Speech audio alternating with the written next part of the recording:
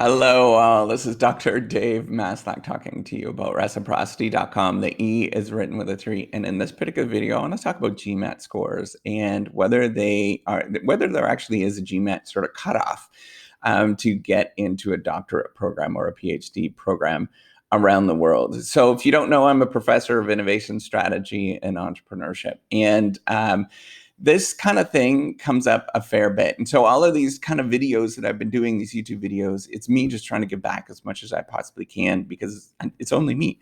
And there was nobody doing this kind of stuff when I was doing my PhD, and I had no idea, absolutely no idea where to go to. So I'm just putting this out, and hopefully people will find this useful in the world. And, hopefully it'll make you make a better decision going forward with this kind of stuff. So GMAT scores, let's talk about them. So there are lots of people believe that there's some sort of magical cutoff that you need. So you need to get over a 700. And if you don't get a 700, you're not going to get in any particular program around the world.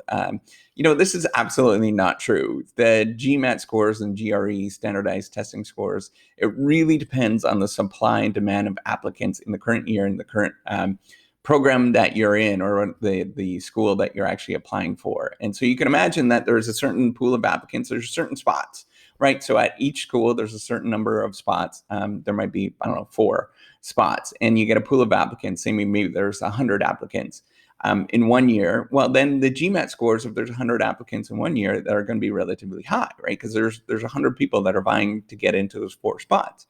However, if another year there is 20, and it does fluctuate dramatically from year to year, just simply because of market demand stuff and things that are happening in the economy. In 1 year, if there's only 20, then the GMAT scores will fall, and then they're going to be accepting people with lower GMAT scores. And some years they might actually just say, if there's no applicant that is significant enough, they're just not going to bring them in. And it just depends on what's going on going forward, right, at the particular school. Although generally that there is this pattern that they want to bring in PhD students. They want to encourage people to go in, but really what they're looking for are students or potential applicants that are outstanding.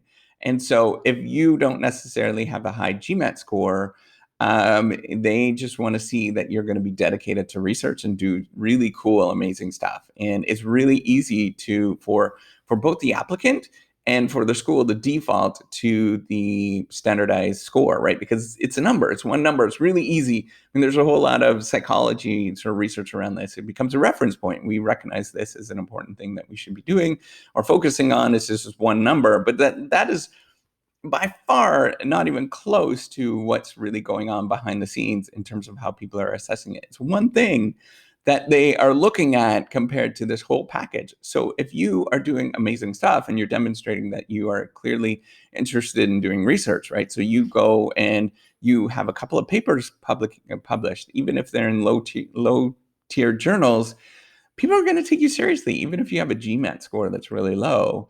Or maybe you've developed some sort of software that is doing something that's really cool for researchers.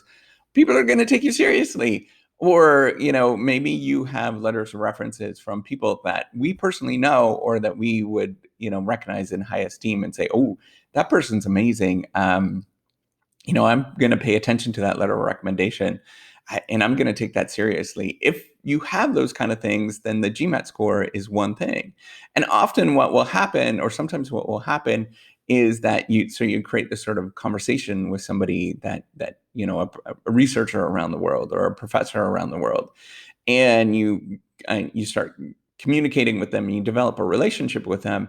Then they would point out that maybe your GMAT score is too low, for example, to get in. So then you're going to have to sort of work on that and increase your GMAT score to get into the particular program that you're going to get into. And that's really how this kind of stuff works. It's much more of this sort of relational thing where people are sort of coaching you to go into one particular school or going into one particular location. And it's not necessarily like if you're sort of applying cold turkey or that nobody knows who you are, it's much more harder to get into.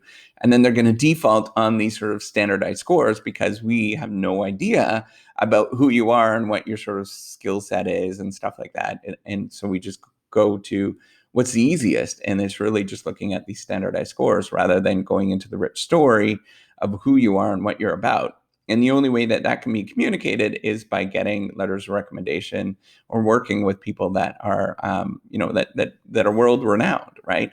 And that's going to help you out a long ways. And it is really this long journey of sort of figuring out what to do and where to go, right? So what would you do, or what would I do if I had a really low GMAT score? So first of all, I didn't have a very good GMAT score. I can't remember what it was, but it wasn't really all that spectacular in any sort of way.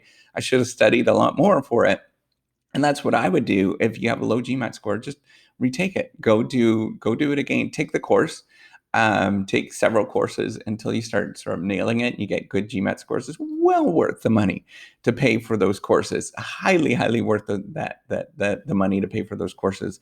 It's going to benefit you tremendously in the long run, right? So if you're thinking about this career and you're thinking about the potential benefit that you get, if the course costs you a couple of $1,000, or taking it several times costs you a couple of $1,000, and you end up netting, maybe it's $20,000, $30,000, $40,000 in terms of, annual salary every year, well worth taking those GMAT courses to get a high, much more higher score to get into those particular programs, right? So you have to think about that. And I wish I would have done that.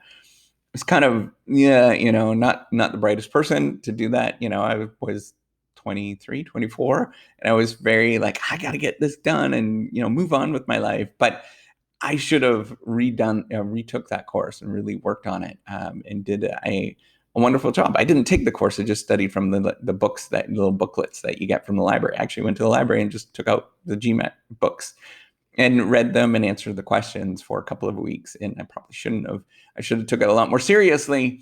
Looking back, all right. So hopefully that answers your question. And there's not really a cutoff, and it depends on the sort of supply and demand of students for that school and for that year, or what's going on with the applicant pool, right? So if the applicant pool is huge compared to the number of spots, then the outstandingness of the students, it doesn't matter if it's just your GMAT score. You could have a crazy GMAT score, and if you're sort of defunct and everything else, and you look like you're just, it's weird if you have an extremely high GMAT score. It truly is weird if you have a high GMAT score and everything else is defunct, because then you start wondering, like, what is going on here? That's strange.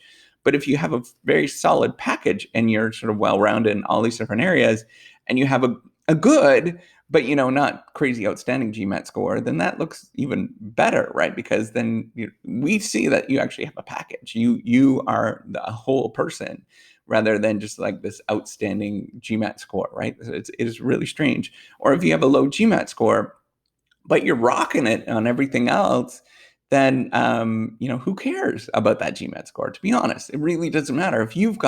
So in my field, if you have if you have an econometrica journal article, right, and you've never gone and done if you did a GMAT score, if you never did a PhD, but then you somehow got an econometrica journal article, which is crazy hard to get. Nobody's probably going to look at that GMAT score very seriously. They're gonna say, that person has an econometrica. Oh boy, we have to look at them and take them seriously, and very seriously, right? Like they're gonna at the least that's going to happen is you'll probably get an interview, and then they're going to say, you've got this econometrica journal article, but you have this low GMAT score. What gives? What's going on? And you obviously would have some sort of excuse at that moment. But anyways, that's the whole story, and you should think about that, right? There's not like a hard, stern cutoff at any particular school.